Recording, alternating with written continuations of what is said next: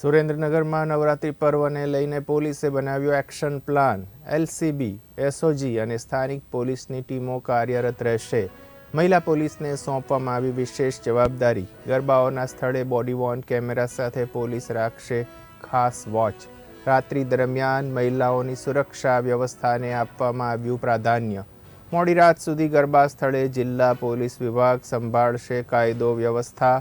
જિલ્લામાં અંદાજે 800 જેટલા સ્થળે ગરબાનું કરવામાં આવ્યું આયોજન। 7 જેટલા કોમર્શિયલ ગરબાનું કરવામાં આવ્યું છે આયોજન। તમામ સી ટીમ ગરબા દરમિયાન મહિલાઓને સુરક્ષાનો અહેસાસ થાય એ રીતે સતત ખડે પગે રહી અને બંદોબસ્તમાં હાજર રહેનાર છે।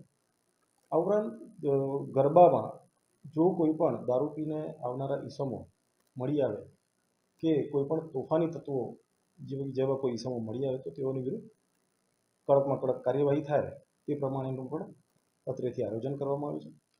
અત્રેથી જિલ્લાના કુલ 3 ડીવાયએસપી શ્રી, 20 પીઆઈ શ્રી તેમજ 30 પીએસઆઈ આ ઉપરાંત 500 માણસો અને 1100 જેટલા હોમગાર્ડ અને જીઆરડીને બંદોબસ્તમાં તૈનાત કરવામાં આવનાર છે।